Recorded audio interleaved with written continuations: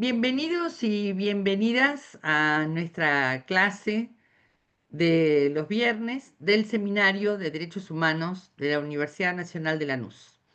Una vez más nos estamos encontrando para hoy abordar el tema del racismo y también, si les parece, antes de comenzar con el tema del día de hoy, para hacer algunas precisiones respecto del trabajo parcial y respecto de cómo continúa la cátedra.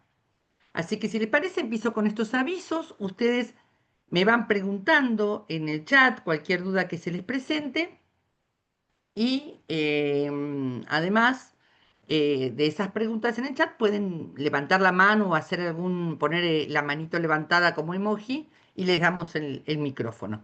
Aquí con Lilian, a quien siempre agradezco, y con Mari, que están administrando el aula. Bueno, en primer lugar, lo primero que quiero contarles es que la consigna del trabajo parcial yo ya se las pasé por los avisos del aula.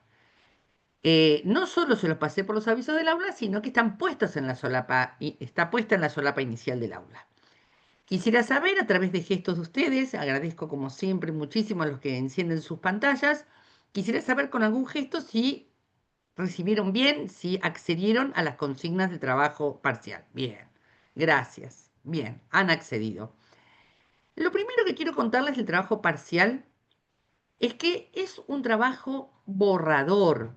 Justamente obedece al concepto de parcial. Es un trabajo preliminar, es un esquema del trabajo final que ustedes van a hacer. Por lo tanto, van a hacer ese esquema en una carilla, en dos carillas, con grandes títulos y alguna frase en esos títulos, y no me lo van a entregar.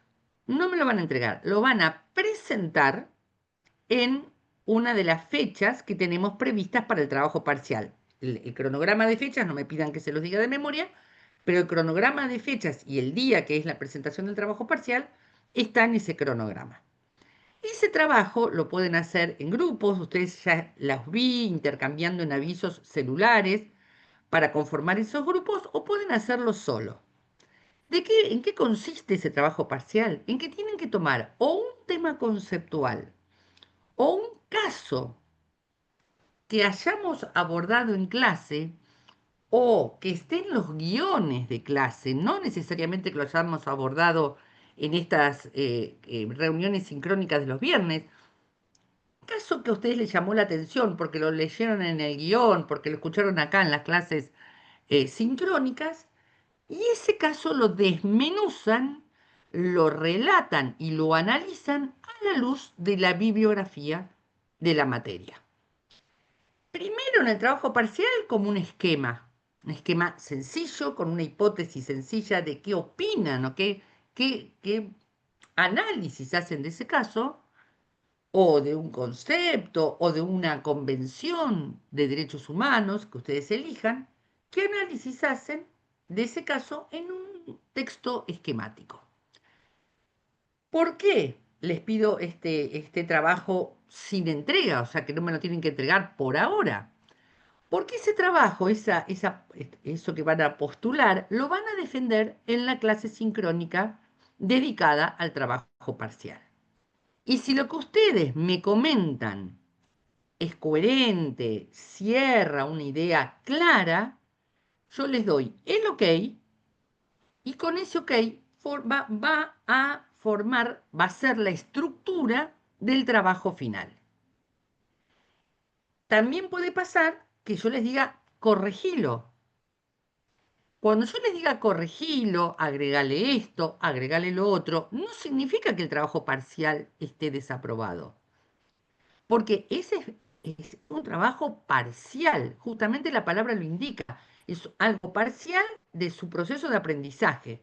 Entonces puede pasar que cuando ustedes lo presenten en la reunión que nos vamos a dedicar al trabajo parcial, yo les diga, chicos, agreguen esto, agreguen lo otro, cuidado con esa idea tiene un error de concepto, pero el trabajo está presentado. Esa corrección la tienen que hacer en el trabajo final. ¿Se entiende cómo es la idea? de la consigna del trabajo?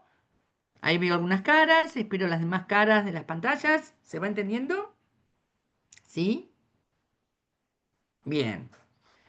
Matías me pregunta si puede ser individual. Sí, puede ser individual, puede ser por parejas, puede ser por tríos, puede ser hasta 4 integrantes de los grupos, no más.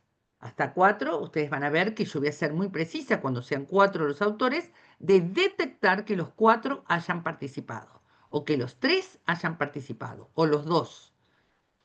No se puede uno montar en un grupo y dejar que uno solo trabaje. Eso no, ya somos grandes, estamos en la universidad y estamos estudiando. ¿Sí? Bien, ¿qué ventajas tiene esta confección del trabajo parcial? Que ustedes ahora van a transitar 2 semanas, las próximas 2 semanas, sin clase sincrónica. Entonces, en una de las clases se les sugiere, en una de las semanas, se les sugiere en el plan de clase, el plan de la materia, se les sugiere ponerse al día con las lecturas en la primera semana, la semana que viene. ¿Por qué? Porque hay muchas lecturas y nosotros no damos cuenta de esas lecturas en estas reuniones. Estas reuniones son complementarias del guión de clase y son complementarias de las lecturas. Entonces, uno supone que ustedes leen el material de clase, pero como uno supone también que ustedes tienen muchas otras tareas, muchas otras materias, muchos trabajan, bueno, la semana que viene, la hora y media que le iban a dedicar a estar en esta reunión o las 2 horas que le iban a dedicar a estar en esta reunión, se las dedican a leer. Y más también, y más de 2 horas también. Y la siguiente semana, que tampoco tenemos reunión, es para que se reúnan con el grupito o solos, en forma individual, elaboren el esquema del trabajo parcial. ¿Sí? ¿Vamos hasta ahí? Sí, Gabriel, es un solo tema. No es que puede ser solamente un solo tema. Debe ser un solo tema. De todos los temas que estuvimos recorriendo hasta el día de hoy, que va a ser racismo, también podría ser discapacidad, que es la clase del 20 de octubre, pero quizás ustedes empiecen antes, pero si a alguno le interesa discapacidad, también entra. Deben elegir un tema. No pueden elegir 2 o 3. Puede pasar que elijan un tema y la Convención de Derechos Humanos que habla de ese tema. Pero eso no son 2 temas. Es un tema que ustedes lo analizan integralmente. ¿Alguna otra pregunta? Tanto en forma oral o en el chat que quieren hacer del trabajo.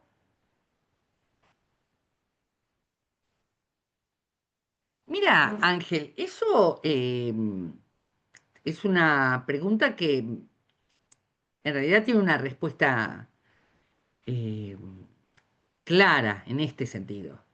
La bibliografía general es la base de la materia para todos los temas. Por lo tanto, uno supone que la van a leer. Yo les dije, en la primer clase, les dije que esta materia tenía mucha bibliografía, que la única obligatoria era la que estaba en los guiones. ¿Recuerdan que les dije eso? Esa es la obligatoria. No se guíen por el programa, guíense por los guiones. Ahí está la bibliografía que tienen que leer. Ahora, ¿qué te digo, Ángel? Si vos empezás a leer una bibliografía general o la que fuera, vos vas marcando lo que te sirve para tu trabajo. Por eso la semana que viene te vas a dedicar a leer. Vas marcando la que te sirve. Y alguna bibliografía vas a llegar a la tercera página, vas a llegar a la cuarta, te vas a dar cuenta que no tiene nada que ver con el tema que elegiste y la dejas de lado y seguís con alguna bibliografía que te ayude con tu materia. Pero obviamente que la bibliografía general es la base de esta materia y ustedes la necesitan. ¿Mm? Matías me pregunta, una muy buena pregunta, ¿cuánto tiempo de exposición oral tendremos para defender en el trabajo? Muy pocos minutos, muy pocos minutos. Preparen muy bien lo que me van a decir porque van a ser muy poquitos minutos. Yo a los 2 minutos, 3 minutos los voy a estar interrumpiendo con alguna pregunta, si me queda alguna duda, con lo cual yo creo que por cada trabajo nos vamos a tomar 5 minutos, no más. ¿Mm? Yo con eso, chicos, piensen lo siguiente. Quienes hemos sido diputados, diputadas, alguna vez, hemos defendido grandes leyes de esta nación o nos hemos negado a votar alguna ley y solo tuvimos 7 minutos de exposición. Es el tiempo máximo por reglamento que tiene un diputado para defender una idea. Y una idea que cambia los destinos de una nación. 7 minutos. Yo les aseguro que si ustedes preparan bien la presentación, con 4 minutos están sobrados para presentarme el tema y la hipótesis del tema. Así que tranquilos. Y en todo caso, yo me voy a dar cuenta que necesitan más minutos y los voy a dejar seguir hablando. Pero lo que quiero responderle a Matías es que tienen muy poquito tiempo para presentarlo. Muy poquito tiempo. ¿Por qué además? Porque el trabajo central de esta materia es el trabajo final, no el parcial.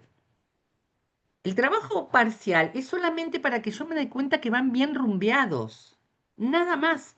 Una vez que yo me doy cuenta que van bien rumbeados, los voy a interrumpir. Porque la presentación central va a ser la del trabajo final, que va a ser además por escrito y la van a mandar al campus. ¿Alguna otra pregunta? No sé si esto responde, Matías, a tu pregunta. ¿Alguien tiene alguna otra pregunta? ¿Duda sobre el trabajo parcial, perdón? Tanto en el trabajo parcial como en el trabajo final, sobre todo en el final, pero en el parcial vayan haciéndolo al final del trabajo, pongan la bibliografía que consultaron y las citas centrales que sustentan lo que ustedes están presentando.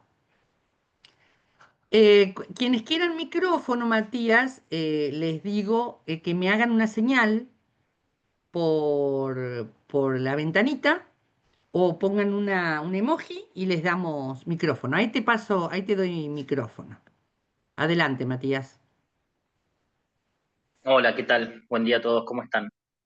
Para hacer una consulta respecto del tema que tenía ganas de abordar.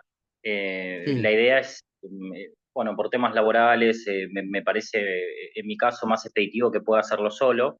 Tenía ganas de ver algunas cosas que fuimos trabajando en clases pasadas y me interesa la cuestión de el análisis del discurso desde un sentido no solo desde el análisis gubernamental, sino desde el impacto social que tiene y cómo el discurso termina afectando o termina guiando las conductas de la sociedad respecto de esto que nos pasa, la concientización que termina siendo no concientización de temas, cómo se dice una cosa y termina siendo otra, los conceptos de emprendedurismo, bien. eh, para...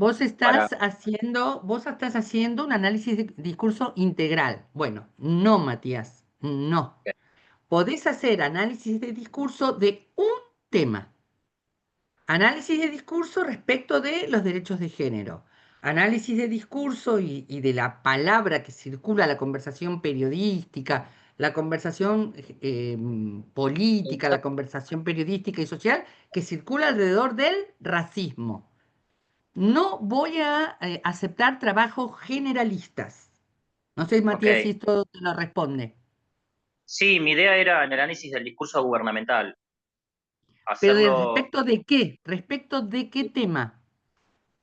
puedo, lo que pensé, si no en todo caso, para acotarlo o hacerlo más, apuntarlo a un lado, sería respecto de las minorías, el análisis del discurso gubernamental en las Bueno, minorías. busca en qué tema, de qué clase tratamos el tema de las minorías y lo pones preciso, porque Ok, así como minorías no hemos abordado el tema.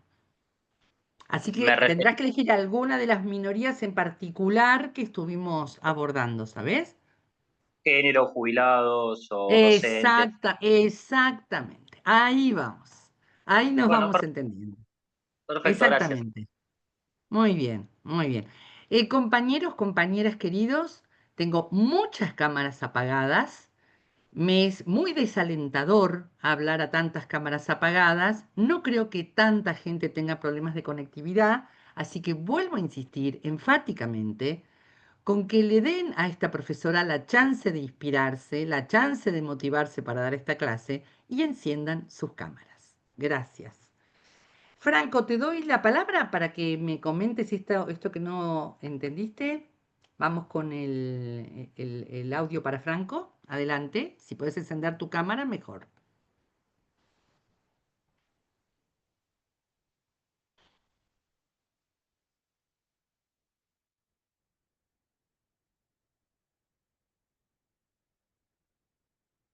¿Podés abrir tu micrófono?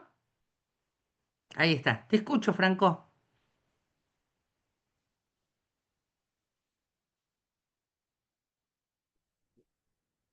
Franco Miranda es.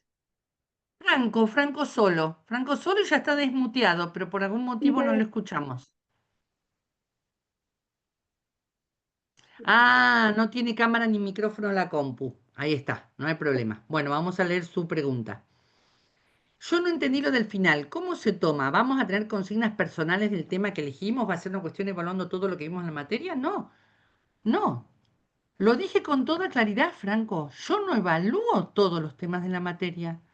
La consigna es clara. Tienen que elegir un tema, y generar un esquema de cómo lo van a analizar ese tema. Puede ser un tema conceptual, un derecho, una convención de derechos humanos o un tema particular, un caso visto en clase o en el guión. Entonces, la primera respuesta a tu pregunta, Franco, no tomo todo. Los hago elegir un caso o un tema conceptual. Uno. De ese tema hacen un esquema de cómo lo presentarían y se lo quedan ustedes. Y yo se los hago presentar en la clase dedicada al trabajo. Por favor, Franco, avísame si te resulta claro. No van a tener consignas personales del tema que eligen, para nada. La consigna es única y ya la envié. Está en el sector avisos del aula. Avísame, Franco, si se entendió.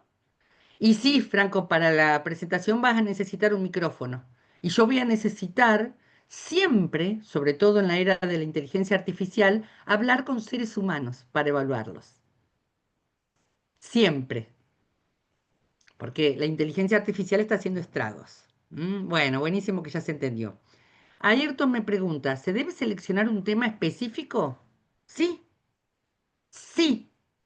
Un tema específico, un concepto específico, una convención de derechos humanos específica, un caso específico, el caso del apagón de Ledesma, el caso de Lucas González, que vamos a ver hoy en racismo, un caso de los que vimos en clase o de los que están en los guiones de clase. Sí, un tema específico. Yo con un tema y cómo presentan el tema, yo me doy cuenta.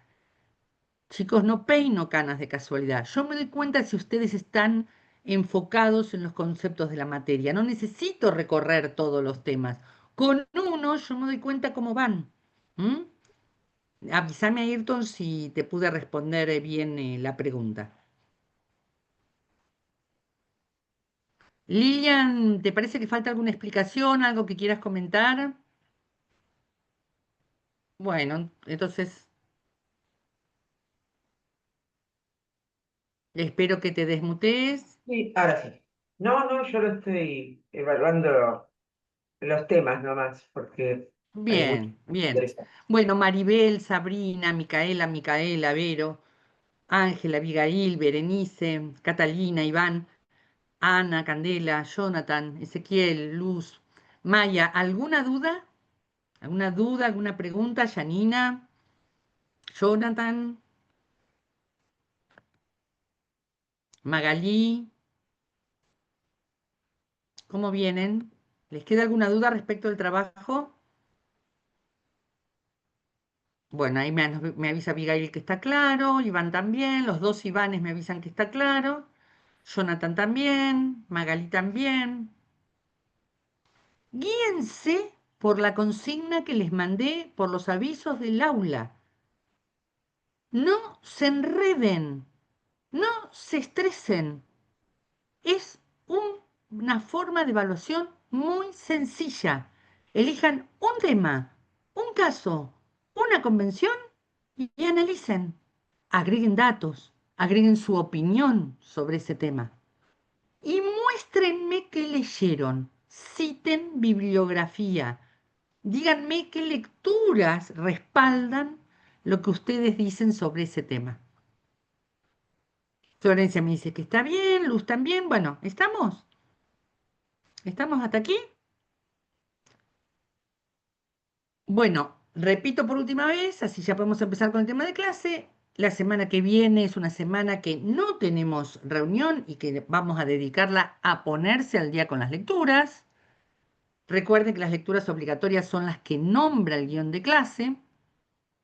La semana siguiente es una semana que le deberían dedicar a armar el esquema del trabajo parcial.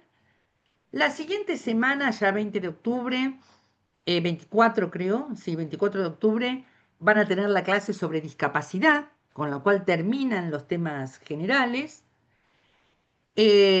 También pueden elegir discapacidad. Disculpen que no, me quedó desfasada la clase de discapacidad de estas explicaciones del trabajo, pero si a alguno le interesa en particular los temas de discapacidad, pueden orientarse con el guión de la clase de discapacidad. Y después ya empieza la reunión donde vamos a presentar los trabajos parciales y después empiezan los módulos orientados, pero de eso vamos a hablar otro día, pero no los quiero atosigar. Con esto tenemos. ¿Duda hasta acá? Recuerden, viernes que viene no hay clase, siguiente viernes tampoco. Nos vamos a ver el 24, en las vísperas de las votaciones.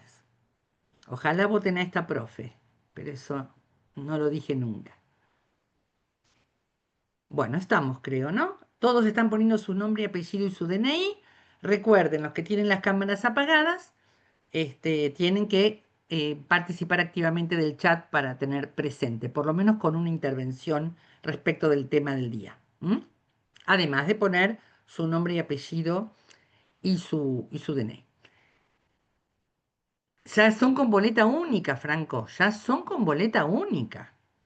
Lo cual no es una casualidad, chicos. A ver, ese cambio que se hizo en un sistema electoral muy aceitado como el sistema argentino, el sistema de boleta única va a traer mucho estrés en las personas mayores. Mucho estrés. Hay que marcar con una cruz la columna que uno elige. Siempre les voy a sugerir que busquen la columna de la banderita argentina que flamea y lucha. En un casillero se marca con una cruz, se dobla la boleta y se entrega al presidente. No hay sobre, no hay sobre. Por eso hay muchos cambios y para mucha gente va a ser bastante estresante. Así es. Creemos que lo han hecho bastante a propósito porque los cambios, este tipo de cambios, eh, traen muchas equivocaciones en la primera vez que se hacen.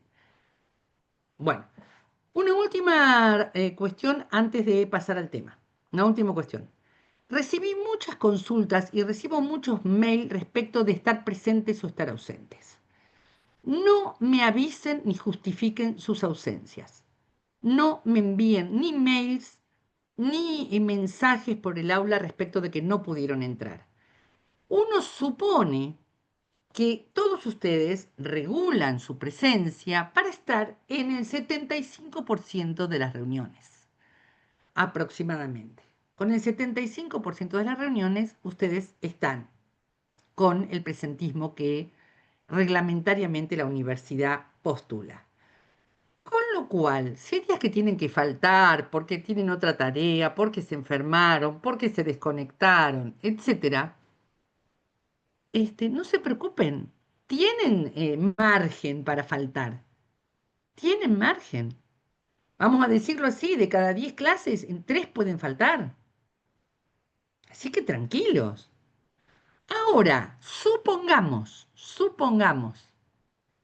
que no alcanzan el 75% de los presentes, que para mí deberían alcanzarlo, hasta por responsabilidad personal y por calidad educativa que le exigimos a la universidad. Pero supongamos que no alcanzan. No hay recuperatorio. El recuperatorio es el trabajo. Si yo veo que me presentan un trabajo excelente, un trabajo parcial excelente y un trabajo final excelente, justifico las ausencias eh, por las cuales no alcanzan el 75%. No hay recuperatorio de las clases. ¿Por qué no hay recuperatorio? Porque las clases están grabadas. Entonces las pueden escuchar. ¿Hay alguna compañera o un compañero que por alguna situación personal no pudo cumplir con el 75% de las clases? Ustedes lo van a ver porque yo voy a hacer el acta con los presentes. Por eso acuérdense eso, sí, de poner el nombre, apellido y el DNI en el chat para que pongamos el presente y encender la cámara o participar. Y supongamos que me queda, no sé, Maya o Luz o Iván, alguno de los Ivanes, no me da el 75%, me da el 70% o el 65% de presentes. ¿Cuál es la recuperación? Un muy buen trabajo de Iván, tanto en el trabajo parcial como en el trabajo final. Si yo veo que el trabajo es bueno, que lo defiende bien, que se muestra sólido en los conceptos que dice, con eso resuelvo que no tenga el 75% de los presentes. Esa es la recuperación. ¿Se entendió? ¿Se entiende el criterio? Gracias. No, no, la planilla de presentes no se sube. Yo les voy a dar una planilla final donde van a estar todos los presentes y ausentes para que ustedes ratifiquen o rectifiquen. No la subo día a día. El presente ustedes, para tener presente, ustedes van escribiendo acá en el chat. ¿Se entiende? ¿Se entiende? Bueno. Entonces, 75% de presentes. No me escriban diciendo que faltaron por tal cosa o por tal otra. No me escriban. A partir de ahora no voy a responder esos correos. Tienen un problema de no alcanzar el 75%, se resuelve con un buen trabajo final. ¿Mm? Sí, Matías, no tengo la fecha calendaria acá al lado. Después la buscan en el aula. En el aula, en la solapa inicial, están todas las fechas calendarias de nuestras reuniones y cuál es la reunión del trabajo parcial. Creo que es el 31, puede ser, Matías, no lo recuerdo. El certificado de examen, yo supongo que deben tener ustedes líneas de trabajo, pero no entiendo por qué deberías conseguir un trabajo, un certificado de examen si vamos a ocupar el mismo tiempo que ocupamos todos los viernes. ¿Cómo haces vos todos los viernes para justificar? No, no va a ser en un horario diferente a este horario. ¿Cómo haces vos el resto de los viernes? Gracias, Iván. Ahí, Iván, muchas gracias, Iván Prieto, ahí volcó.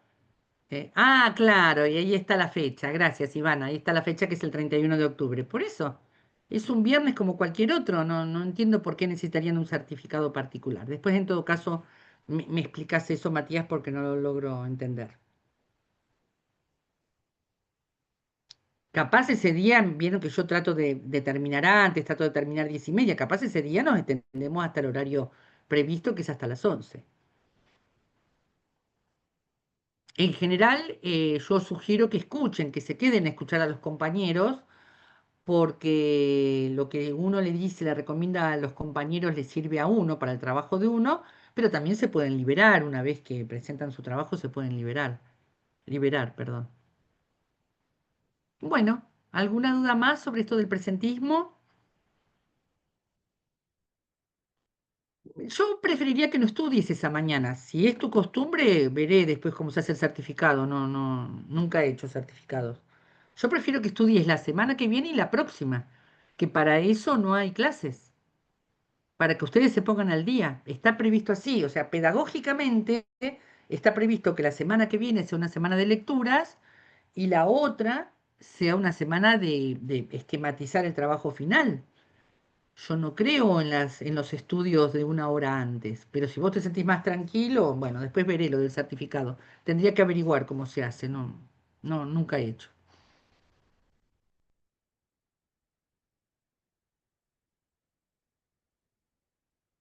A veces, claro, uno quiere repasar en la hora previa. Bueno, si querés repasar, veremos cómo hacer el certificado. ¿Estamos, gente? ¿Vamos bien? Háganme señales los de las pantallas encendidas, si vamos bien hasta acá. ¿Todo en orden? Muy bien. Vamos con el tema que nos ocupa hoy, que es el tema del racismo. Y tal como les digo siempre, cuando yo elijo un tema, perdón, presento un tema en la clase sincrónica, ese tema que elijo, yo le elijo algunas aristas para presentarles.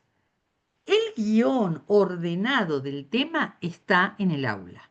Esta clase tiene un guión con su bibliografía que ustedes tienen que leer para completar esta clase. Yo no sigo automáticamente ese guión, sino que elijo determinados temas para acentuar, para darles una idea novedosa, y es como una parte del guión, pero no completa todo el guión. Ustedes lo tienen que leer aparte. ¿Vamos hasta ahí? ¿Queda claro este método que tengo, ¿no? Con las clases. Lo primero que necesito comentarles respecto del racismo es la hipótesis que les voy a presentar, es cómo la ciencia y el auge del desarrollo científico a partir de la modernidad le dio razones a formas de discriminación preexistentes, y esas razones dadas por el sistema científico acentuaron discriminaciones previas. En la antigüedad, sobre todo, y en la Edad Media, pero fundamentalmente en la antigüedad, tanto en la antigüedad clásica del continente europeo como en pueblos de Oriente, la esclavitud estaba muy ligada, y van a ver por qué relaciono esclavitud con racismo, estaba muy ligada a las guerras que sostenían los pueblos y al hecho de que los perdedores pasaban a ser esclavos de los ganadores. Muchas veces eran pueblos de las mismas etnias. Esto es muy común, sobre todo en etnias que tenían muy poco cruce con otras. Eran pueblos que tenían el mismo color, los mismos rasgos y que en sus guerras hacían que unos fueran esclavos y otros no. De hecho, algo muy propio de la República Dominicana, para poder distinguir en su racismo, perdón que me hice un salto al siglo XX, pero me es muy ejemplificador, para poder distinguir quiénes eran haitianos y deportarlos, encarcelarlos o torturarlos, les hacían decir la palabra perejil, que los haitianos, por su creol, su idioma criollo, lo decían, la palabra perejil la decían de una manera diferente que los dominicanos. O sea, fíjense hasta qué punto no había nada que distinguiera el color o la fisonomía de un haitiano respecto de un dominicano. Bueno, esto pasó a lo largo de los siglos. ¿Qué empezó a pasar con el ensanchamiento del mundo? Con el descubrimiento de América, con el desarrollo de la ciencia, el desarrollo de los avances científicos. Hubo una ciencia que se desarrolla en la primera modernidad, muy ligada a la medicina, que es la biología. Es la capacidad de estudiar la vida en el planeta, tanto la zoología, la botánica, y todo lo que tiene que ver con el estudio biológico del ser humano. Esos estudios biológicos al principio fueron muy rudimentarios, pero al mismo tiempo de que fueron muy rudimentarios, fueron muy potentes en sus hipótesis y le dieron una particular atención a la pigmentación. No casualmente ligada en el mismo tiempo a la conquista que hace Europa de lo que se conoce como África subsahariana y a la caza, literalmente la caza de seres humanos, con redes, con arcabuces, con pólvora, con el método que fuera, para llevarlos como esclavos a América. Un comercio muy próspero porque la población americana había sido diezmada tanto por la viruela como por otros virus provenientes de Europa y por todo lo que fue la conquista, pero sobre todo por las enfermedades que trajo el conquistador. Eso trajo una enorme mortandad en la población americana Y a partir del asentamiento en territorio americano de colonias hispanas, portuguesas, francesas, etcétera, sobre todo en el Caribe, empieza a necesitarse mano de obra, sobre todo para las plantaciones, básicamente la de banana y otras, donde empieza a pasar que ya no hay población originaria que pudiera dar cuenta de esas plantaciones y se vuelve muy próspero el comercio de esclavos.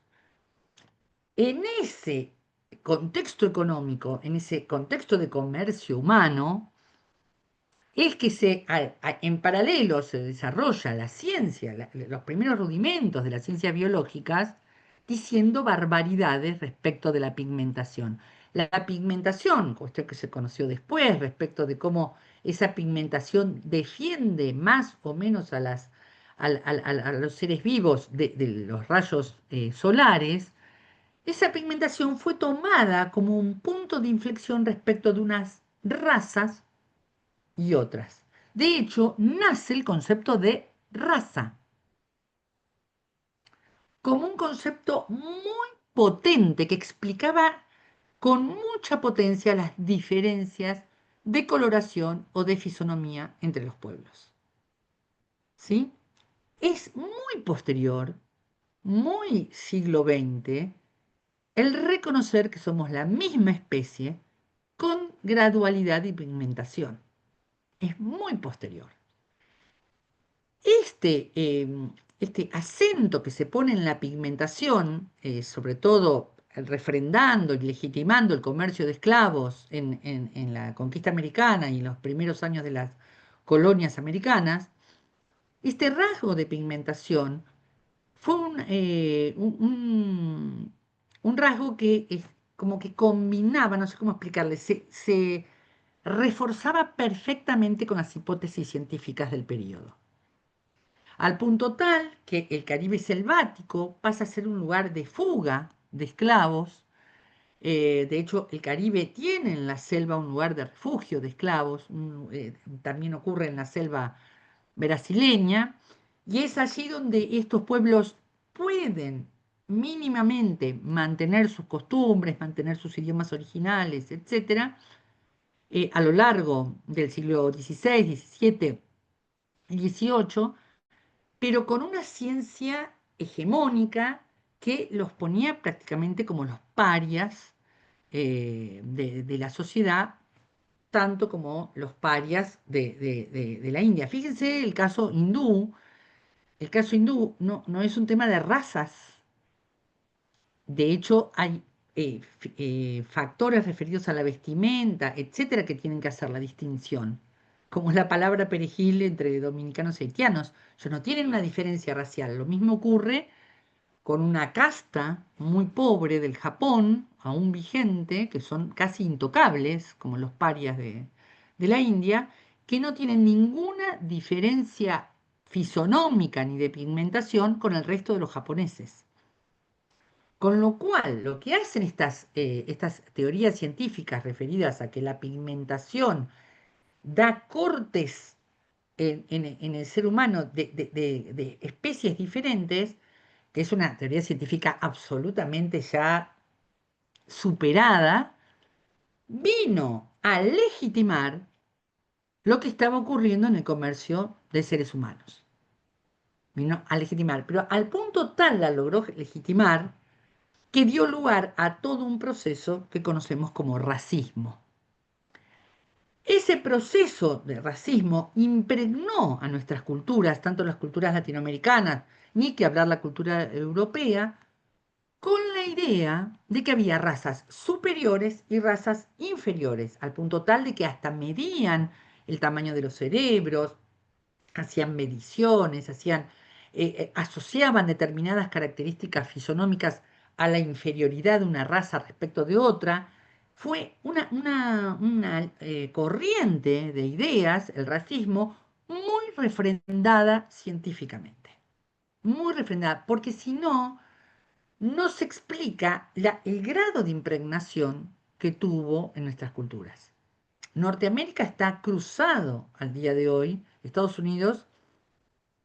Bueno, Ayana nos comenta algo de la vida de especies, después te voy a pedir que con el micrófono lo comentes porque no recuerdo la escena de La vida es bella donde esto está parodiado.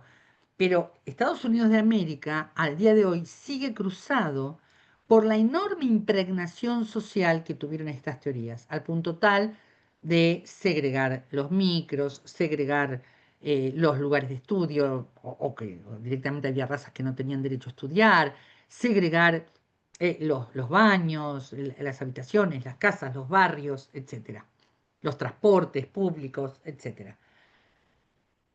Esa hipótesis, esa tesis científica y esa convicción social tiene el problema de que es tomada también muy fuertemente por el esclavo, por el que es víctima de esos conceptos raciales. Yo siempre comento en mis clases, pero bueno, lo vuelvo a hacer acá. El dictador Trujillo se aclaraba su piel para poder distinguirse de sus gobernados, mostrando que él era en realidad raza blanca, que no lo era, era un criollo, un marrón, dicen ahora los racistas del siglo XXI. Y sin embargo, él hacía esto.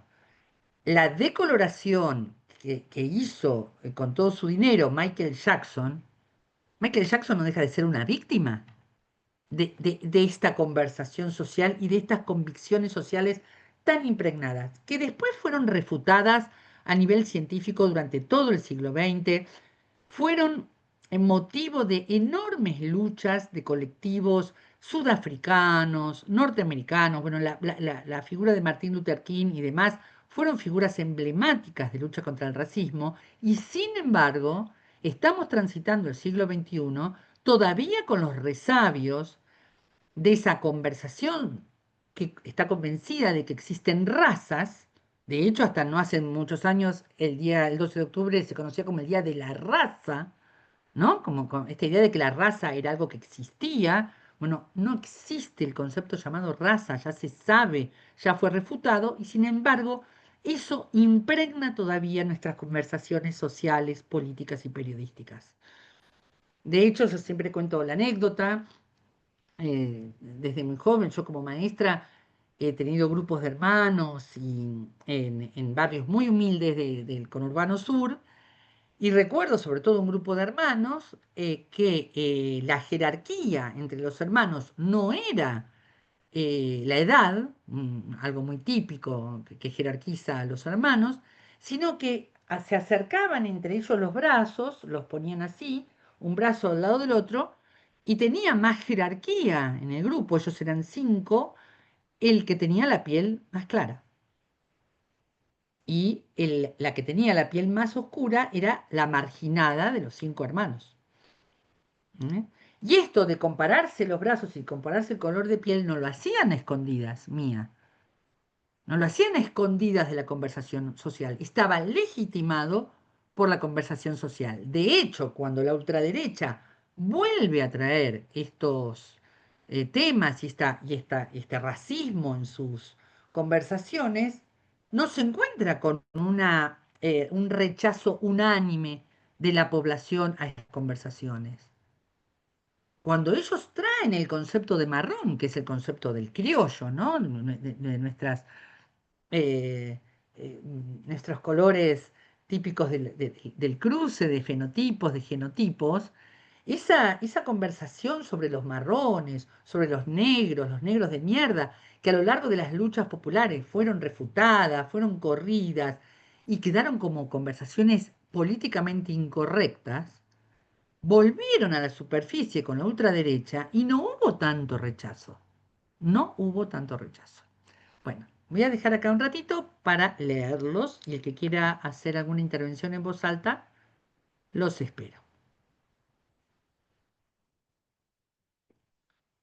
Sí, era un asco, dice Eugenia. Se medían las cabezas y las caderas, tal cual. Primero en relación a la inteligencia, la segunda por temas de fertilidad y otras cosas, por supuesto. Así es. Bueno, eso que Eugenia llama un asco, lo hacía la ciencia, se hacía en nombre de la ciencia. Toda ciencia es política, así como decimos toda pedagogía es política, toda ciencia es política. La ciencia a veces se planta en paradigmas que después los ves a la distancia y decís, mamita.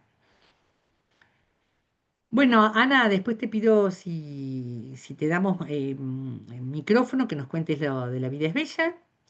Claro, Lilian acá nos recuerda muy bien, la carencia de alma de los negros fue la justificación de la Iglesia Católica. La Iglesia Católica discutió tanto el alma de las mujeres como el alma de los negros y de los indios, de los pueblos originarios de América recién descubiertos, digamos, por Europa. La Iglesia también refrendaba desde su verdad revelada, también refrendaba estos conceptos, no solo la ciencia incipiente. Piensen ustedes que la biología nace con la modernidad, tal como hoy la conocemos, con sus reinos, sus especies, que hoy se saben que hay como 500 reinos, esto de que hay reino animal, reino vegetal, reino mineral, chao, estalló todo por los aires, por todas las criaturas que se están descubriendo, pero piensen que la biología, tal como está ordenada, tal como la conocemos, nace junto con el concepto de raza. Por eso está tan arraigado, esto es lo que les quiero comentar, ¿no? Franco dice, en Estados Unidos hay policías que detienen a la gente que no hace nada, pero solo por ser otro color directamente los detienen, tal cual. Está muy aceptado socialmente esto. Eh, eh, la pregunta es si pasa o si tiene un justificante legal. Bueno, respecto de las justificaciones legales, desde la Declaración de los Derechos del Hombre, tanto en la Revolución Francesa como en la Declaración de Derechos del Hombre después de la Segunda Guerra Mundial, sumado esto a las declaraciones y convenciones respecto del racismo que se hacen a posteriori, por supuesto que hace que estas ideas no tengan sustento legal. No la tienen en ninguno de los países de los estados modernos, de los estados nacionales tal como los conocemos, no tienen sustento legal.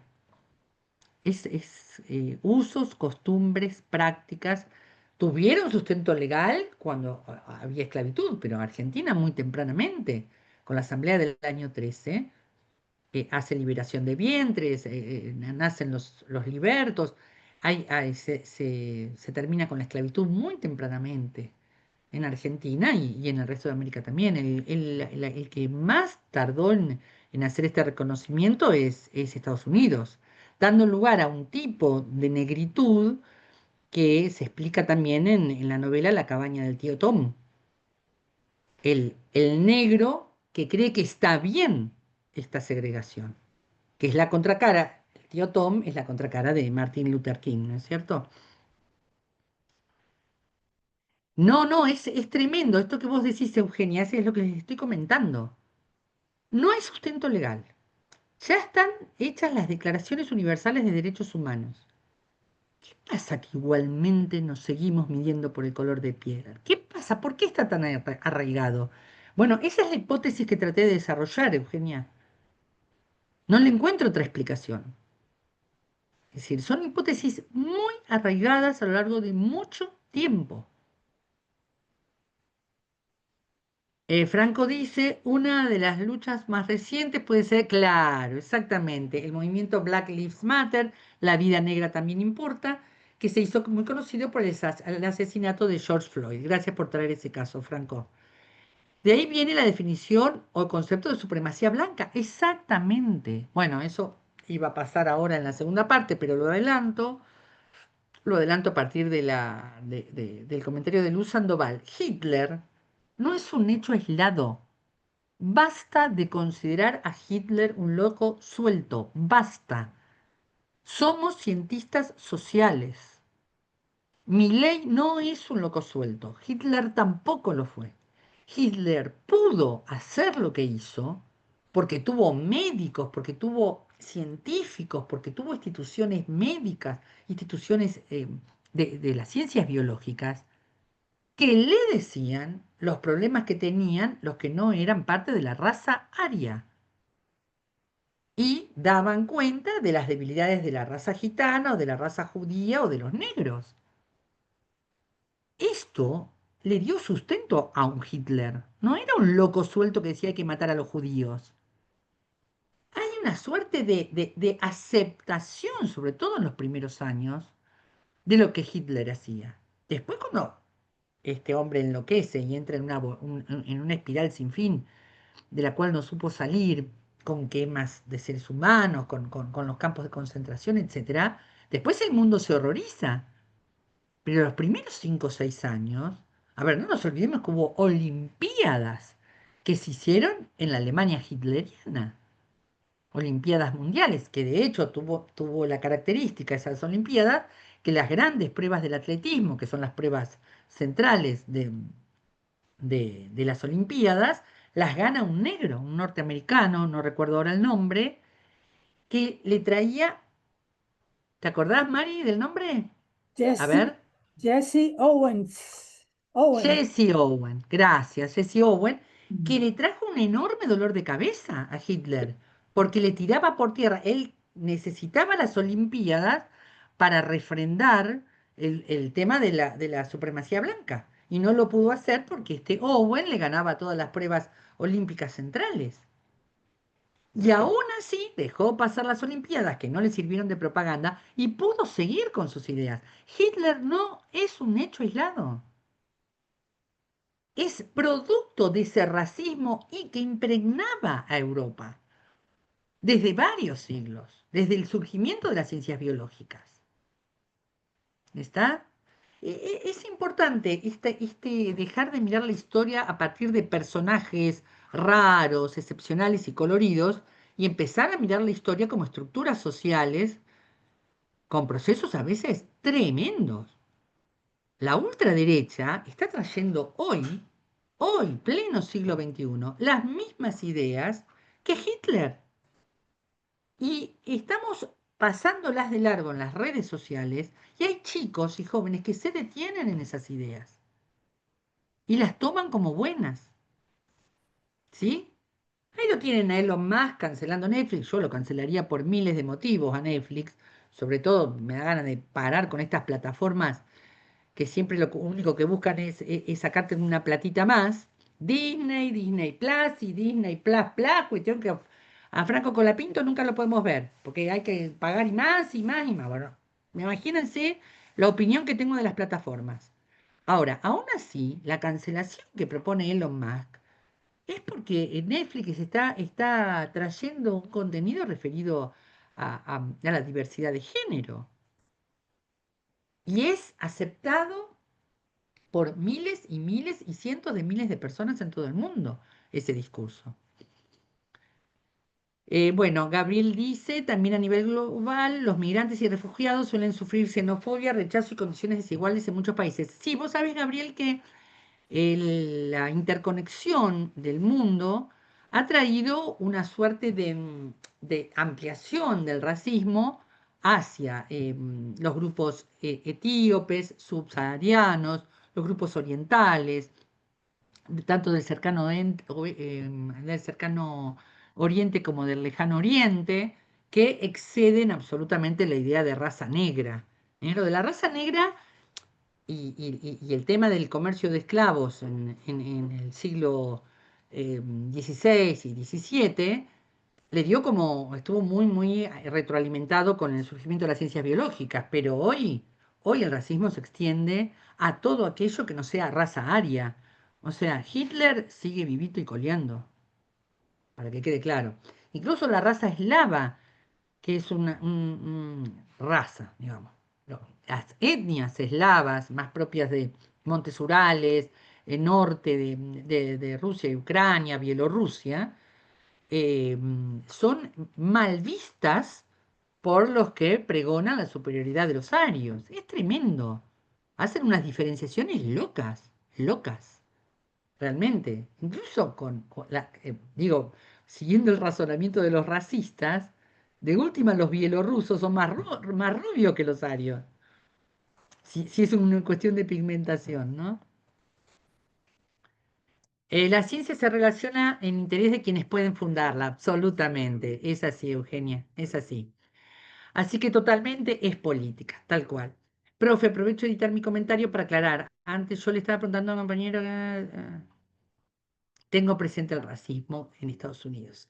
Maribel, en Argentina está muy invisibilizada la descendencia negra que tenemos toda la población en nuestro ADN como que se valida el mestizaje con el europeo, pero se visibiliza la descendencia indígena y con los negros y mulatos. Bueno, vos sabés, esto, Maribel, me parece interesante el comentario de Maribel, porque es increíble, y se ve también en las publicidades en las rutas de Chile, en las rutas de Bolivia y Perú. Yo he recorrido mucho América Latina y sus rutas, sobre todo en zonas cercanas a los aeropuertos. Todas las publicidades, en Bolivia es clarísimo y en Perú también, son con personas rubias, con mujeres estilizadas, muy altas, en poblaciones que son generalmente más petizas, con tórax muy ensanchados, porque ellos necesitan tomar mucho aire. O sea, el tórax ensanchado de los pueblos andinos no es genotipo, no es algo propio de los genes, es algo fenotípico, es que el órgano se adapta a la situación de baja de oxígeno. Por eso los tórax ensanchados y la baja altura para cuidar el poco oxígeno que se tiene. Vos entrás a un comercio, yo entro a un comercio de Bolivia, lo he hecho muchas veces, he viajado mucho a Bolivia, se corren las personas que están en la cola para que me atiendan a mí y agachan la cabeza frente a mi presencia. Hoy. Ahora, hay una publicidad del capitalismo que refrenda la idea de raza superior y que te pone en los modelos publicitarios el modelo del ser humano ideal, casualmente alto, casualmente rubio, casualmente de buen pasar. ¿M? De hecho, en Argentina se habla muy poco de la ascendencia criolla. En general somos todos criollos, salvo algún grupo que viene de inmigración. Perdón que voy a cerrar la puerta para no molestar a mis compañeros.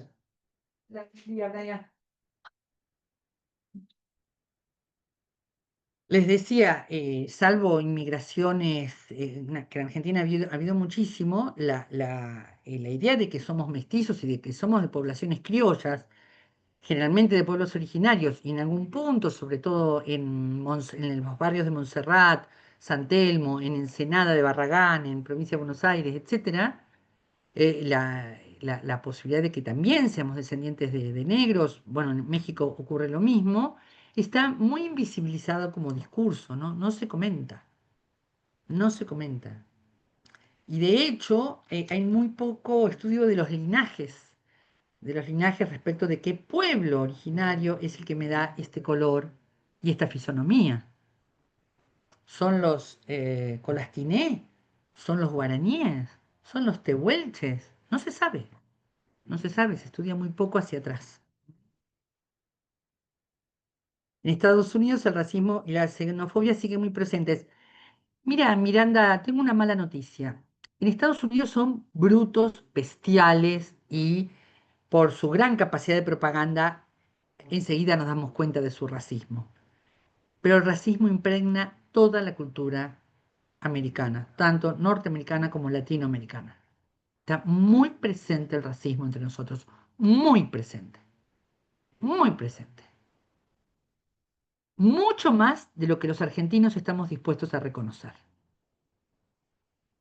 Nosotros miramos al otro con ojos racistas, ojos entrenados a lo largo de los estudios biologicistas que impregnaron nuestra educación primaria y secundaria. Esos estudios biologicistas, más las conversaciones periodísticas y sociales, nos han entrenado en una mirada de raza. Y miramos si el otro es más o menos morocho, si el otro es más o menos gordito, etcétera, etcétera. Tenemos miradas entrenadas a las cuales hay que desentrenar, de las cuales hay que desaprender. Lamento comunicarte, Miranda, que no es solo en Estados Unidos. En Estados Unidos es más bestial como lo hacen y lo conocemos más, pero Argentina es un país racista. Iván dice, los partidos políticos que recuerdan el neonazismo como el Vox en España, los hermanos de Italia, tal cual, tal cual. Bueno, esto que estoy diciendo, el neonazismo y la ultraderecha, nos recuerdan cotidianamente de que Hitler no fue un hecho aislado.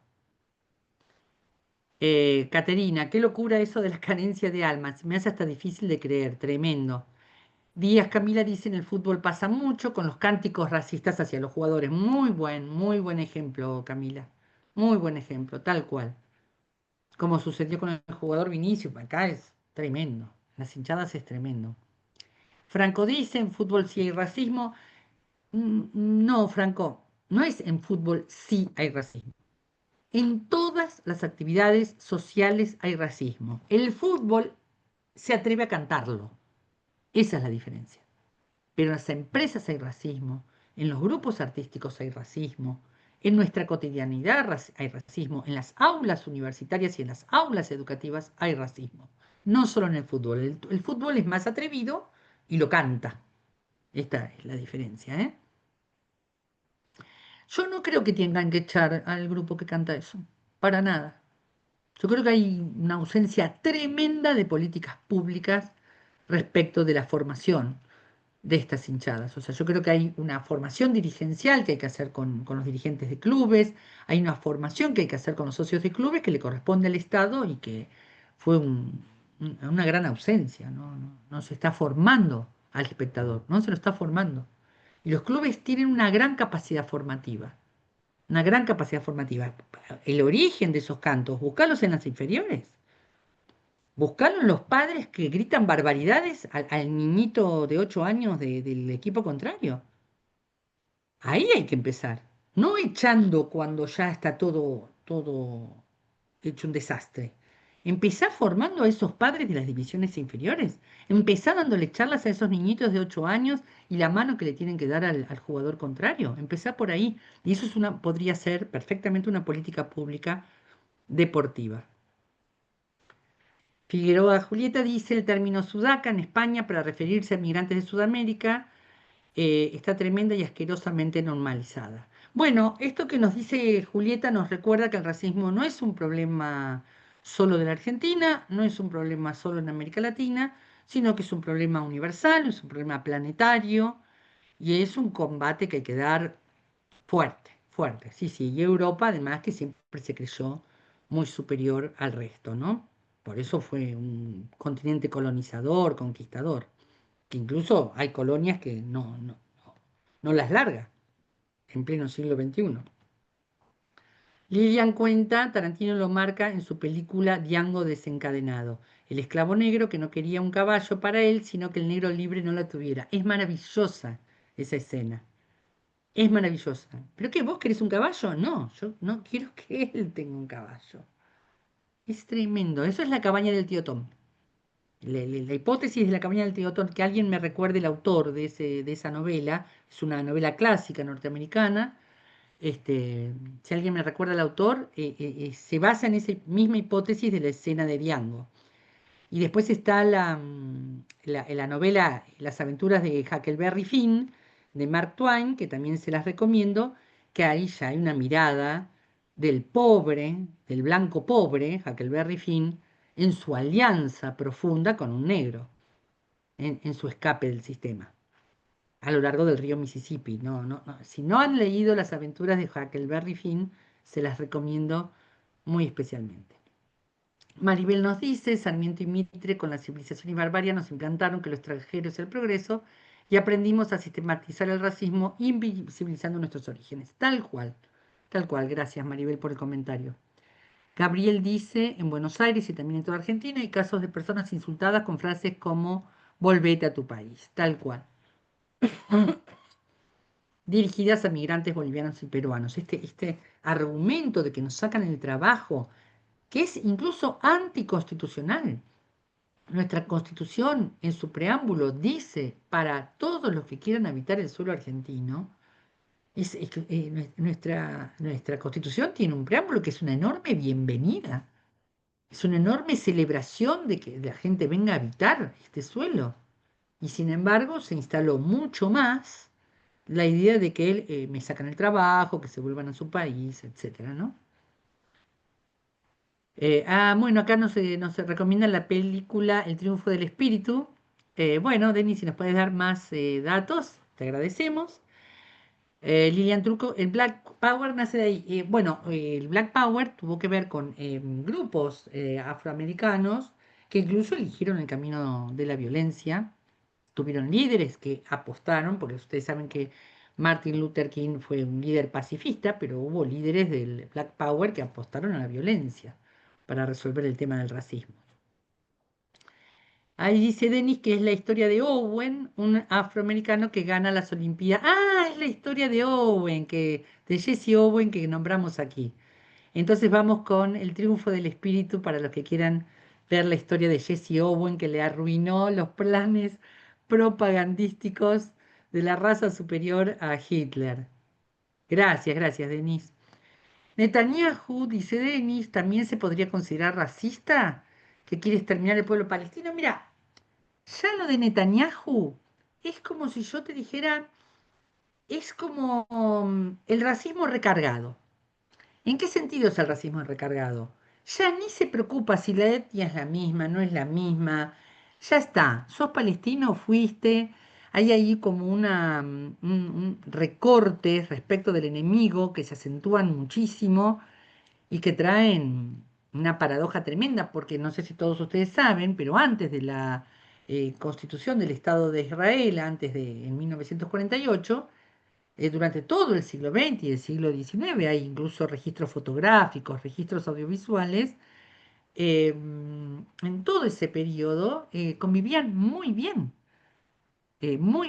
los hebreos y los palestinos, porque además son parte del mismo tronco étnico. Así que yo creo que ya Netanyahu ha simplificado los discursos de la teoría de razas. Nos ha simplificado a un punto tremendo. Tremendo, bueno, ustedes saben que está teniendo problemas con la propia población israelí, que ya se está levantando en contra de lo que Netanyahu está haciendo, ¿no? Claro, mirá lo que nos recuerda Maribel, cuando Milei dijo que somos moral y estéticamente superiores. Sí, sí, claramente se basaba en las teorías de la supremacía racial. Tal cual, Maribel. La verdad que su fisonomía no acompaña sus palabras, la verdad. Pero bueno, lo que acabo de decir lo editamos, ¿no? Nunca lo dije. Milena dice, el racismo no es solo un acto de odio, sino un sistema que funciona en varios niveles para crear y mantener la desigualdad entre grupos de personas. Muy bien esto que dice Milena. Es más, te diría, los racismos más sofisticados no fomentan odios, fomenta que naturalices la diferencia. No te provocan el odiar, lo que te provocan es que naturalices que vos tenés lo que tenés porque sos ario o porque sos blanco y que el otro no tiene lo que no tiene porque es una raza inferior. Ni la odias ni la dejas de odiar, simplemente no le corresponde lo mismo que a vos. Yo creo que el sistema del odio de la ultraderecha es un sistema de brutos, porque en realidad cuando vos lográs hegemonías culturales, no necesitas provocar el odio.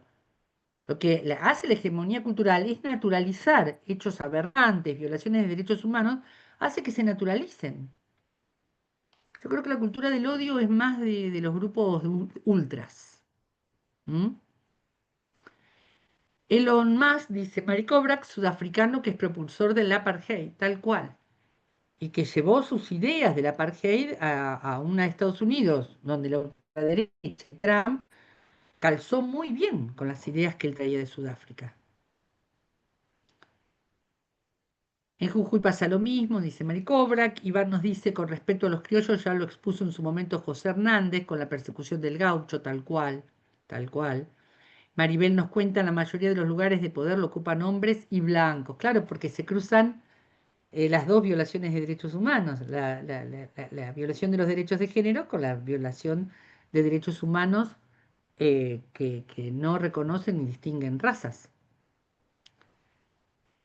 Lo de los judíos es todo un tema, es todo un tema. Yo no voy a dedicar esta clase al tema del pueblo hebreo, no la voy a dedicar, es muy largo, hay que estudiar mucha historia europea para conocer tanto en el caso del pueblo hebreo como en el caso del pueblo turco y otros, su gran entrenamiento en temas de comercio, en una Europa que tenía distancias muy cortas para ejercer ese comercio, cómo las religiones fomentaron capacidades de ahorro y cómo esas capacidades de ahorro y ese entrenamiento en el comercio dio lugar a que conformaran, sobre todo los hebreos, élites dominantes del poder financiero, sobre todo en Nueva York, con la inmigración judía a Estados Unidos. Ahora, asociar que esos grupos dominantes del poder financiero internacional, muy ligados a la comunidad judía, asociar que eso es todo el pueblo judío, es por lo menos no haber leído un poco de historia. Hay muchos judíos pobres, hay muchos judíos en la diáspora que son hermanos de los pueblos que los han cobijado, vi que viven al estilo del pueblo gitano, que no son tan conocidos. Obviamente los más conocidos son las familias judías que han conseguido hacer verdaderas fortunas, sobre todo a partir de la posguerra, ¿no? Pero es un tema muy largo, muy largo de explicar y no se excede esta clase. Laura nos cuenta, vi que en Bolivia las nuevas generaciones no tienen interés en aprender quechua porque está asociado a lo bajo. Eso ha pasado con todos los pueblos. Los pueblos tratan de adaptarse al discurso dominante, al discurso del pueblo conquistador. Por eso nosotros hablamos español, todos. Hay una sobreadaptación a quien es el conquistador, a quien es el gobernante, el pueblo que gobierna, la clase dominante, y todo lo demás es vergonzante. Hacer huertas, hacer hornos de barro, las artesanías, los idiomas originarios, se pierden por eso, tal cual. Pero no es no es un fenómeno solo de Bolivia, eso es lo que te quería comentar, Laura. De hecho, bueno, una recorrida bastante importante que hice con Perú, a partir de los 2.500 metros en el Perú andino, no se habla castellano. Castellano se habla en las ciudades de la llanura, sobre todo en las ciudades portuarias. A partir de los 2.500 en Perú no se conoce eh, el idioma castellano. De hecho, cuando nosotros subíamos en nuestro vehículo a habitantes de los Andes peruanos, no conocían, no tenían el concepto de Argentina, Bolivia, Perú, ni siquiera conocían a Maradona o Messi, que era siempre nuestro salvoconducto en los cruces de fronteras, en los diálogos que establecíamos, pero eso siempre nos pasaba en la llanura y en las zonas portuarias que hay mucho intercambio de culturas, pero en el Perú andino y en la Bolivia de altura, no se habla castellano, no se conoce la división de países que hay en América Latina. Somos población cimarrona, todos nosotros, por supuesto que sí. En Rusia lo ven igual de mestizos morales que a Milagro Sala. Es así, tal cual, Mari, tal cual. Bueno, por eso Trujillo se ocupaba tanto en blanquearse, ¿eh? Porque sus patrones, sus jefes que eran norteamericanos, los veían bastante criollos. Luciano dice, siento que la masacre e invisibilidad que se sigue hasta el día de hoy en toda Sur y Norteamérica de los pueblos originarios es una de las que menos interés se les da justamente por el racismo de los medios, tal cual. Que no suelen contextualizar la violencia de los actos o directamente hablar de estas comunidades. Tal cual. Gracias, Luciano, por el comentario. Lilian dice, en una época se decía que acá no había racismo porque no había negros. Tremendo, tremendo ese concepto. Gracias por traerlo, Lilian. Esta simplificación de que el racismo solo refiere a la raza negra es tremenda, porque además niega un problema que tenemos. Carolina dice, yo también quiero agregar el tema del racismo en lo laboral. Gracias, Carolina, por supuesto. Que en un currículum vitae hay que agregar foto y por la cara y tono de piel es lo primero que se juzga seguramente. Seguramente, Carolina, gracias. Iván dice, en Argentina las sociedades racistas desde hace más de 200 años, desde el surgimiento, Iván, desde el surgimiento de nuestro país. Y hoy se preguna aún más con la dirigencia de los salvajes unitarios. Gracias, Iván. Ayrton dice, a pesar de todas las atrocidades que se cometieron hace años, el racismo sigue presente en cualquier ámbito de nuestro día a día, como el deporte, relaciones personales, laborales. Lo peor es que se naturaliza y se toma todo como un chiste y da pie a hacer o decir cosas peores. Tal cual. Gracias, Ayrton, por la reflexión. Belén dice, es desastroso ver a los padres en la cancha con los hijos siendo todo lo contrario a un ejemplo. Ahí es donde tiene que ir la política pública. Es ahí. No cuando ya tenés la hinchada violenta. Ahí hay que ir, a las inferiores. Porque después ese chico absorbe todo y se vuelve igual, tal cual.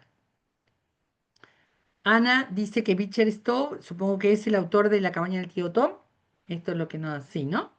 Gracias, Ana. Díaz de Camila dice, sucedió también hace poco en Bariloche con un grupo de egresados que expresaban cánticos antisemitas, cantando de quemamos judíos, tal cual. La autora de La cabaña del tío Tom, Harriet Beecher Stowe, gracias. Ahí me lo siguen diciendo. Caterina de Las, a los vendedores ambulantes migrantes, muchas veces la gente los discrimina, es así, los mira con desconfianza. Porque además, ¿dónde se refrenda? Como esta discriminación trae que en general las clases criollas sean clases marginales y de barrios humildes, después se justifica diciendo, ah, bueno, ellos son los que roban. No te roba el capitalista, no te roba Caputo, te roba el pibe de gorrita y criollo y marrón de la Cava, de San Isidro. Quiero agregar, dice Julieta, que existen organizaciones como Identidad Marrón. Sí, muy interesante el trabajo que hacen, donde llaman a dar debates importantes respecto al racismo. Muy bien, hay que seguirle a esa gente, tal cual. Estuve leyendo posteos y son muy interesantes. Sí, sí, coincido plenamente. Gracias por recordarlo, Julieta. Alexis dice, hoy también se usa mucho el término marrón como insulto, tal cual.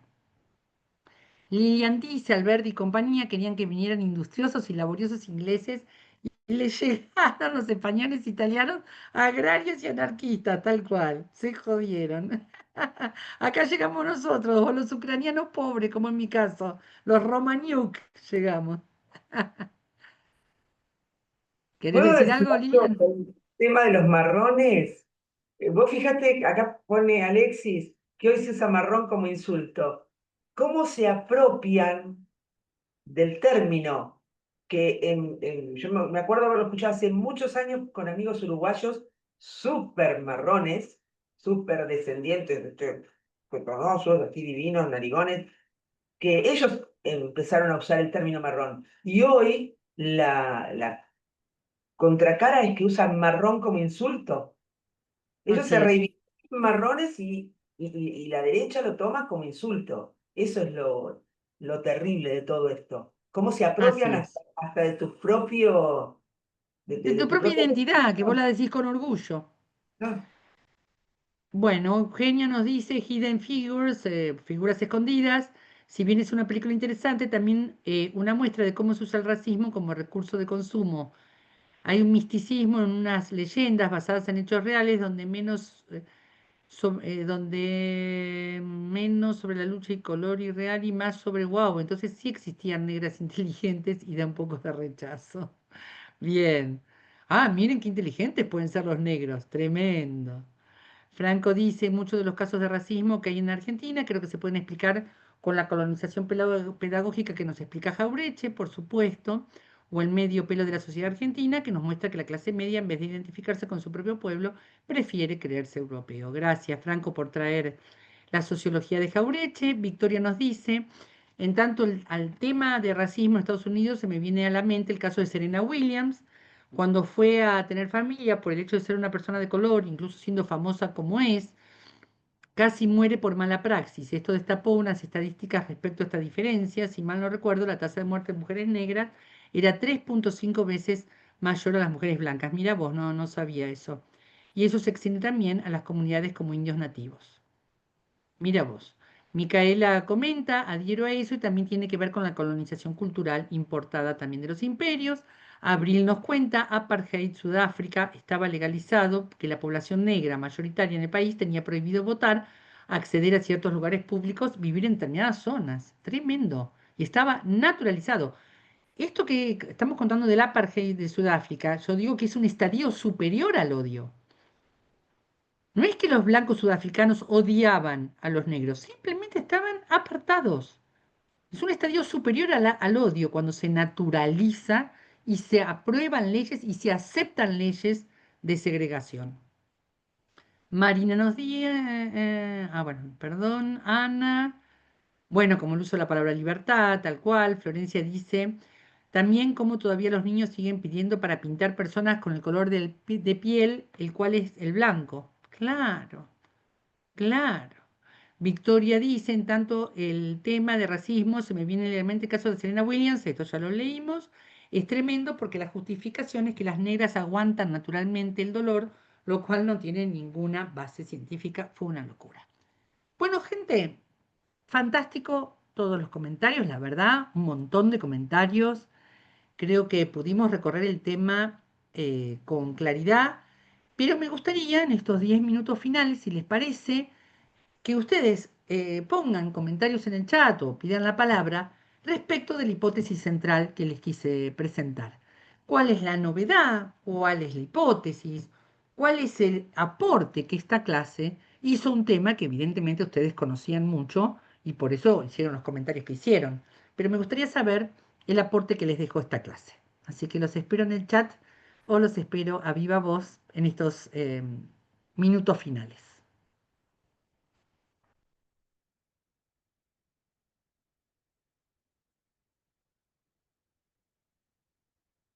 Vuelvo a insistir, aunque sean los minutos finales, todos los que puedan prender las cámaras, por favor, las prenden, porque no saben lo difícil que es hablarle a cámaras apagadas. Me dio tela para cortar respecto de las minorías. Cuidado con el término minorías, Matías, fíjate cuándo lo utilices. Ni los negros serán minorías, ni las mujeres somos minoría, ni los jóvenes pobres son minorías. Cuidado con el término minorías. Se utiliza en muy pocos casos. ¿Algo más?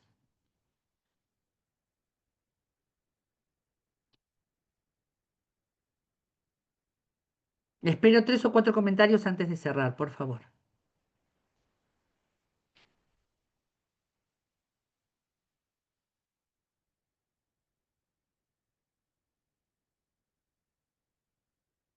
Pueden escribir en el chat o pueden pedir la palabra.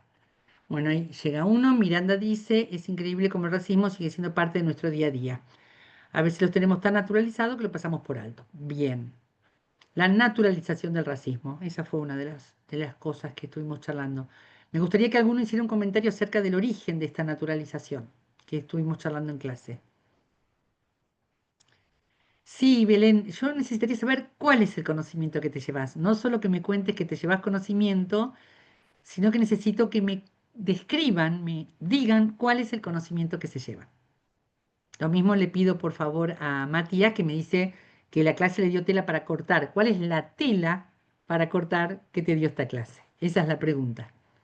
Se dan cuenta que es parte de un ejercicio de aprendizaje. Lo que estoy haciendo es que repitamos o reafirmemos conceptos, ¿no?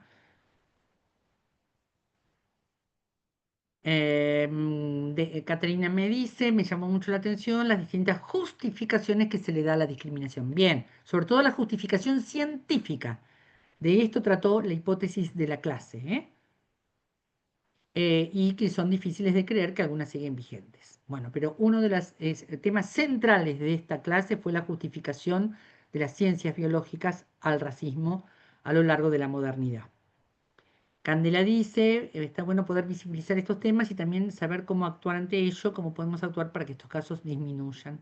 Marina, comparto lo que dijo el compañero, el racismo establecido dentro de los ámbitos laborales, en el área de salud de los hospitales públicos. Insisto, les estoy preguntando qué conceptos novedosos se llevan de la presentación mía de la clase, de la presentación mía del tema. Eso es lo que les estoy preguntando. Estamos haciendo lo que en mi escuela primaria se llamaba repaso. Estamos repasando conceptos. Milena me dice, como estudiante, nuestra reflexión debe ir más allá de la condena moral. Bien, tenemos que identificar cómo operan estas dinámicas en nuestros propios espacios y cómo nuestras instituciones reproducen estas jerarquías raciales. Bien. Franco dice que es algo que está presente en todas las estructuras de poder.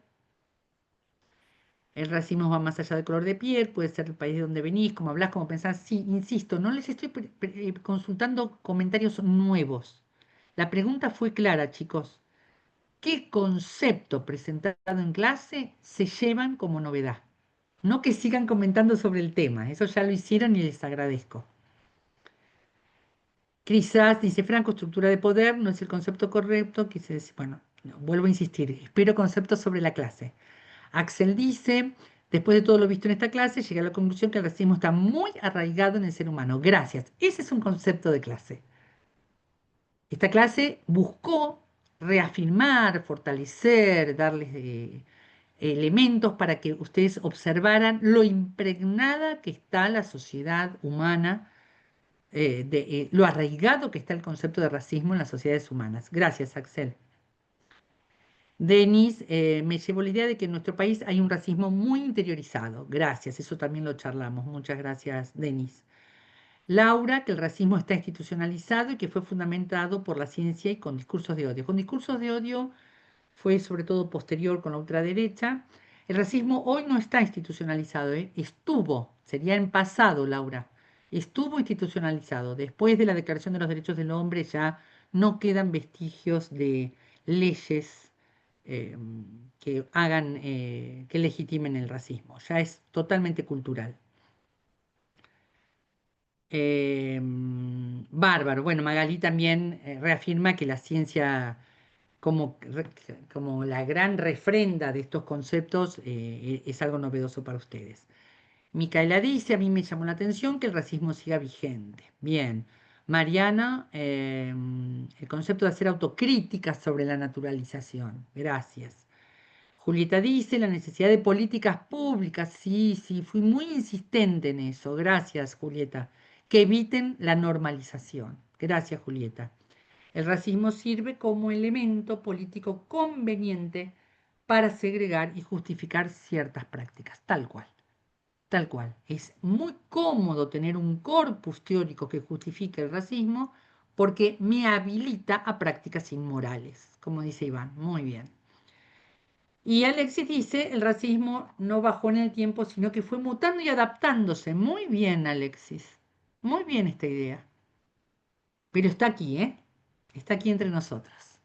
Bueno, gente, gracias. Bueno, Belén hace un comentario más. Ya dejamos de hacer comentarios. Leo los últimos. Bueno, Belén cuenta que no sabía que en Perú y en Bolivia había grandes sectores donde no se habla castellano. En Brasil también pasa, ¿eh? Brasil, Venezuela, Colombia, no solo en Perú y Bolivia. En muchas partes de América Latina no se habla castellano. No se conoce el castellano y no se conoce la división en países.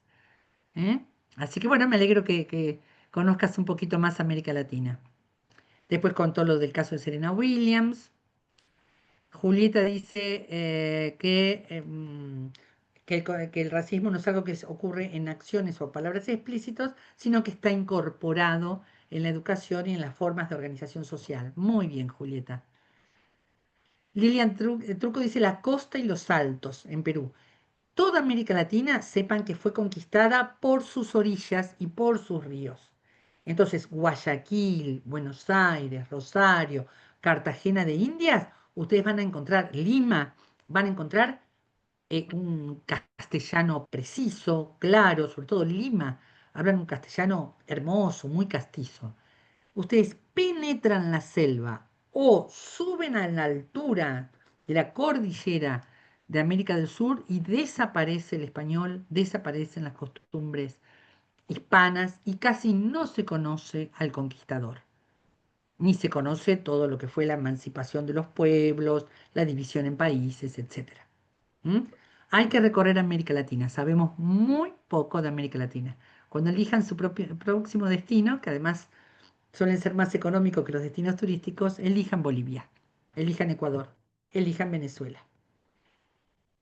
Hay una discriminación total de parte de los costeños. En general, los costeños, sobre todo en ciudades como Guayaquil, Lima, etcétera, Guayaquil en Ecuador, Lima en Perú, suelen estar las clases dominantes. Aquí en Buenos Aires pasa lo mismo, con gran discriminación racial. Gracias, Linian, por el comentario. Bueno, gente, la semana que viene no nos vemos, pero no significa que el seminario no siga. A estudiar, a leer la bibliografía de los guiones. La semana siguiente a preparar el esquema del trabajo parcial. Y el 24 de octubre nos reencontramos con el tema de la discapacidad y la presentación de los módulos orientados. Quienes no hayan puesto su nombre y su DNI en el chat, pónganlo ahora, tienen unos minutitos antes de que cerremos esta clase. Gracias, Mari, por todo. Te pido, por favor, si podés detener la grabación mientras algunos van poniendo su presente. Ay, perdón.